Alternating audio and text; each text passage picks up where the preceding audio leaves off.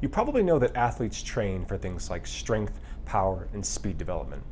What you may not know is that many of them also train to manage their stress and even improve cognition.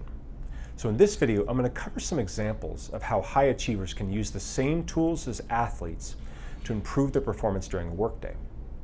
You know, when I ask high achievers what they would want from a wellness program, they tend to say different versions of the same thing.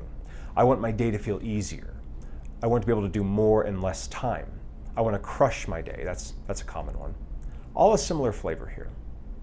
We know from the scientific evidence that exercise is now widely recognized for its short-term improvements on cognitive performance. While most of this evidence is looking at a moderate to intense exercise spectrum, there's been recent increase in studying the potential benefits for light physical activity, like walking, and high-intensity interval training for also improving cognition. So why does this matter? The improvement in cognition translates nicely to improving work performance, and there's evidence to support that. The good news is that some studies have shown an improvement in cognition with as little as 5.5 minutes of light physical activity repeated throughout a day, and as little as 12 minutes of high-intensity interval training done all at once. This is nice to see because not everyone enjoys the same type of exercise intensity, and this gives us some options. Keep in mind, our goal here is improving cognition, or training the brain. So let's go over a few examples of how this can be used in the workplace and provide some context. The reason we need context is because if people don't know why they're doing something, they don't tend to stick with it, or even start it. As it turns out, aligning a program with someone's goals may not only improve their participation in a program, but it also tends to improve their training response. So it's a big deal. If someone asks me how to improve their cognition with exercise, I want them to know that these protocols I'm covering, the light intensity activity and the high intensity interval training, have both been shown to increase what's called brain-derived neurotrophic factor, or BDNF for short. BDNF is a protein that plays a key role in maintaining and improving several brain functions. In this case, we're trying to increase BDNF because increasing these levels are associated with improvements in memory and cognition. Okay, so now you know why you're doing this training, and why this is worth your time. So now let's review the details. Now, when considering the protocols I'm about to review, it's important to understand that I'm pulling sort of some averages from a lot of different research studies that used a lot of different protocols for high-intensity interval training. So rather than trying to go over every different protocol, which it's in the dozens, I'm just going to give you some averages so that you have some options and a little wiggle room when you're trying to develop a protocol for yourself.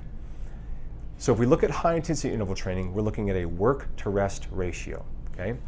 The work ratio is done for up to about a minute, and the rest ratio is done for up to 4 minutes. Okay?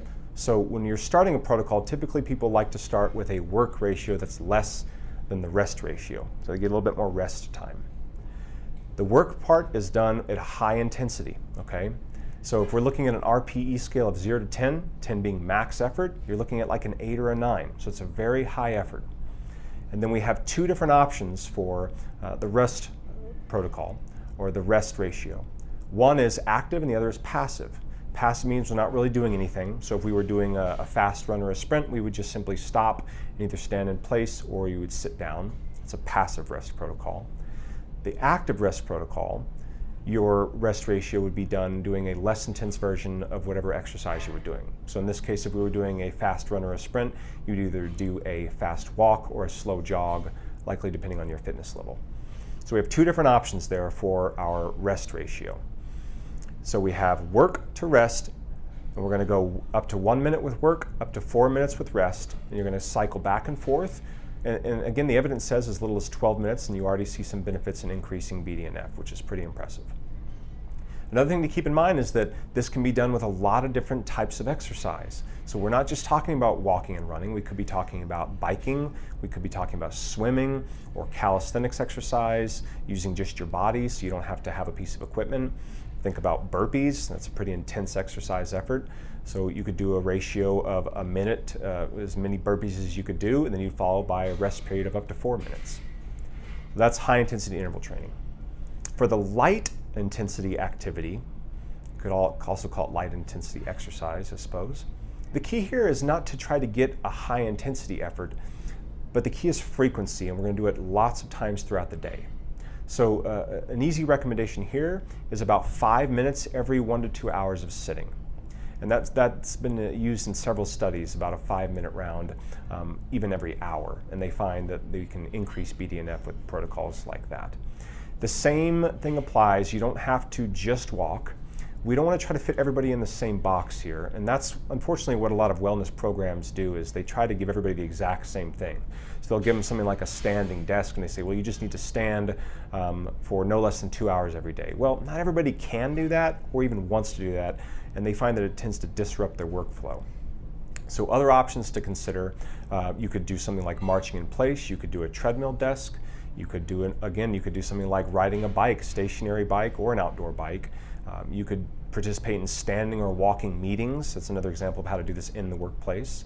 If you work at home, it's easy enough to just stand up and move around and go somewhere else. Again, 5 minutes about every 1 to 2 hours is a good protocol. So these are some examples of how high performers can use evidence-informed tools, often used by athletes during their training, to improve performance during their workday. Now, I've had many clients find these tools useful, so I hope you do as well. Thanks for your attention.